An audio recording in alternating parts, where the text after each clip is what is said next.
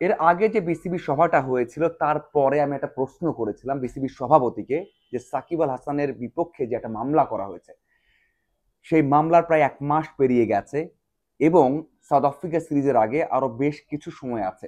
তো এর মধ্যে বিসিবি কিছু করবে কিনা। তখন বিসিবি সভাপতি কিছুই বলতে পারেননি, বলেছেন বিসিবির এই বিষয়ে কিছুই করার নেই, কিছুই বলার নেই, কারোর সাথেই আলোচনার করার নেই, সবকিছুই হবে বাংলাদেশ সরকারের বা উচ্চ পর্যায় থেকে।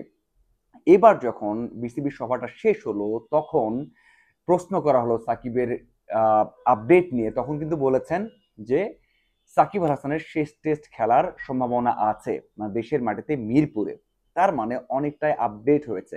তখন কিছু বলতে পারেননি, অনেকটা রিয়াকশন দেখা গেছে, নেতিবাচক অনেক কিছু দেখা গেছে, কিন্তু এখন যখন বলছেন বিসিবি সভাপতি যে বিষয়টা অনেক দূর এগিয়েছে এবং সাকিব আল হাসানের দেশে এসে শেষ টেস্ট খেলার বড় একটা সম্ভাবনা আছে বা ভালো সম্ভাবনা আছে, তার মানে আগে যখন বললেন বা বলতে চাইলেন না, এখন যখন বলেছেন, তার মানে এই বিষয়টা অনেক দূর এগিয়ে গেছে এবং সাকিব যে খেলছেন দেশের মাটিতে শেষ টেস্ট, এটা এখন নিশ্চিত করাই যায়। এটাও বলেছেন যে দেশে যখন আসবেন বিসিবি কেন্দ্রিক যে কাজগুলো করবেন, খেলবেন, অনুশীলন করবেন, সেই জায়গায় নিরাপত্তা নিয়ে কোনো সমস্যা নেই, বিসিবি সেই নিরাপত্তাটা দেবে। তো সেই দিক থেকে যারা সাকিব ভক্ত রয়েছেন, সাকিবের খেলা দেখতে চান, অথবা যারা ক্রিকেটটাকে ফলো করেন, যারা আশা করেন যে সাকিবের মতো একজন লেজেন্ড দেশে এসে বিদায় নেবেন বা তার শেষ ইচ্ছাটা পূরণ হবে, সেটা কিন্তু হতে যাচ্ছে।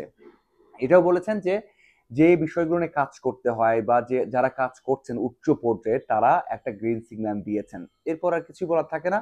সাকিব আল হাসান দেশে আসবেন, মিরপুরে নিরাপত্তা পাবেন, সাথে যেখানে থাকবেন বা যে মুভমেন্ট থাকবে সেই দিক থেকে কিন্তু নিরাপত্তা পেয়ে যাবেন। এখন নিশ্চিতভাবে বলাই যায় সাকিব আল হাসান তার শেষ টেস্ট ঢাকা মাটিতে খেলছেন। আরেকটা বিষয় আছে, এখন যারা বিপিএলটাকে ফলো করেন, যারা বিপিএল সাকিবকে দেখতে চান, তাদের জন্য কিছু সুখবর।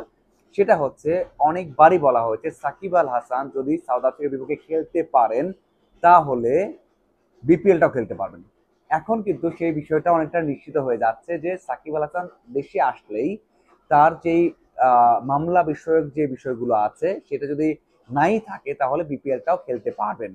একই দিনে একইভাবে দুইটা সুখবর কিন্তু ক্রিকেট ভক্তরা পেয়ে গেছে বলে আমার মনে হয়। আমি এর আগেও ভিডিও করেছিলাম, সেখানেও বলেছিলাম যে এই বিষয়টা এখন শুধুই প্রক্রিয়াটা বাকি এবং সাকিব খেলছেন সেটা নিশ্চিত। আরেকটা বিষয় আছে, সেটা হচ্ছে হাথুরু সিংহে বাংলাদেশ দলের কোচ আর কতদিন থাকবেন, সেই প্রশ্নও করা হয়েছে এবং সে বিষয়ে আগের যে কথাটা বলেছেন তেমনটাই আছে। কারণ নতুন একজন কোচকে নিয়োগ দিতে হবে, তার পরিকল্পনা জানতে হবে, তারপরেই কিন্তু সেই কোচকে নিয়োগ দেওয়ার পরে হাথুরু সিংহেকে বিদায় বলতে হবে এবং সেই কথাটাই কিন্তু বলেছেন যে হাথুরু সিংহেকে বিদায় দেওয়া হবে, এটা নিশ্চিত, তবে কবে সেই জন্য একটা ভালো সময়ের জন্য অপেক্ষা করা হচ্ছে। বিপিএল নিয়ে অনেক আপডেট এসেছে যে বিপিএল যেই 7টা দল, সেই 7টা দলকে নিয়েই গঠন করা হবে বা খেলা হবে এবং ড্রাফটটা হবে। তবে যে ছোট ছোট কাজগুলো রয়েছে সেটা কিন্তু দ্রুত একটা সমাধান পাওয়া যাবে।